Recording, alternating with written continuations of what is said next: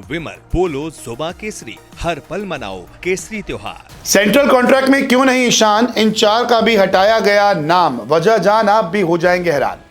भारत का central contract जो है वो सामने आ चुका है।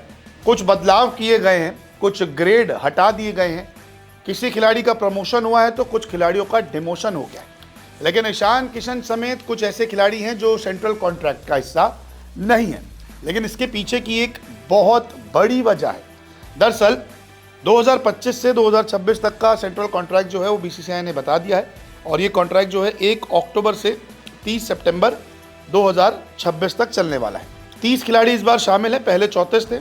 इस बार ग्रेड A+ को नहीं शामिल किया गया और 3 ग्रेड में 30 खिलाड़ी शामिल हैं। कॉन्ट्रैक्ट देख लीजिए पहले।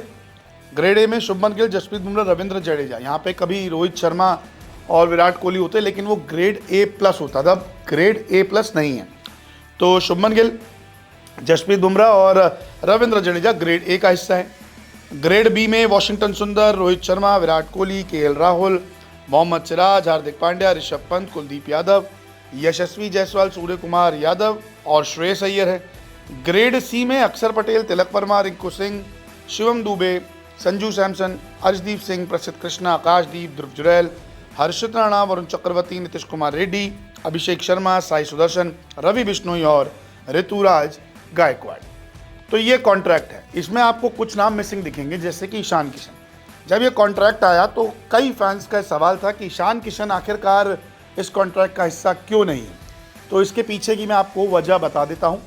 दरअसल ये कॉन्ट्रैक्ट है 1 अक्टूबर 2025 से 30 सितंबर 2026 तक। एक नियम होता है बीसीसीआई का कि आपको उस साल में लगभग 3 मैचेस खेल लीजिए, कुछ वनडे खेल लीजिए, कुछ आप टेस्ट का हिस्सा रहिए, इन तीनों में से कुछ तो खेलिए। लेकिन ईशान किशन भले ही न्यूजीलैंड के खिलाफ अच्छा प्रदर्शन कर रहे हो, लेकिन 2025 में 1 अक्टूबर से पहले ईशान किशन ने कुछ नहीं खेला था। 2025 में कोई मैच नहीं खेला था। 2026 में आके इनको मौका मिला है, इसीलिए ये कॉन्ट्रैक्ट का हिस्सा नहीं है। जब 2026 से 27 तक का कॉन्ट्रैक्ट आएगा ना, तब ईशान किशन का नाम जरूर होगा, क्योंकि इन्होंने खेले ना मैच, तो वर्ल्ड कप भी खेल रहे हैं, तो इनका नाम जरूर आएगा। तो ये है वजह ईशान किशन के कॉन्ट्रैक्ट में ना होने की, क्योंकि 25 में इन्होंने कुछ नहीं खेला, 26 में आके खेला है। अब जब 26 से 27 तक का कॉन्ट्रैक्ट बनेगा तो वहाँ इन्हें मौका मिल जाएगा। मोहम्मद शमी मार्च 2025 में आखिरी बार दिखे थे, तो कॉन्ट्रैक्ट की जो रूल्स होते हैं पूरे नहीं कर पाए, इसलिए उन्हें इस बार नहीं रखा गया। सरफराज खान तो 2024 के बाद इंडिया की किसी फॉर्मेट में नहीं खेले, इसलिए इन्हें बाहर किया गया। रजत पाटीदार के साथ भी सेम कि इनको बाहर का रास्ता दिखा दिया गया। मुकेश कुमार भी 2024 के बाद नहीं खेले।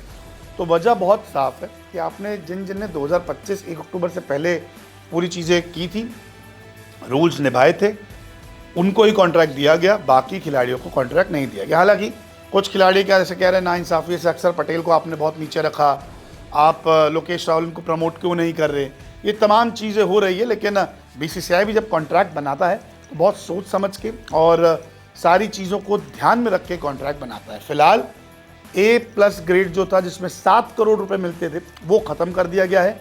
Grade A, grade B, grade C है, यानी कि 5 करोड़, 3 करोड़, 1 करोड़ रुपए यहाँ पे सालाना मिलेंगे। तो अब देखते हैं कि जब अगला कॉन्ट्रैक्ट आता है तो इनमें से कितने खिलाड़ी बाहर जाते हैं और कौन कौन से नए खिलाड़ी कॉन्ट्रैक्ट में शामिल होते हैं।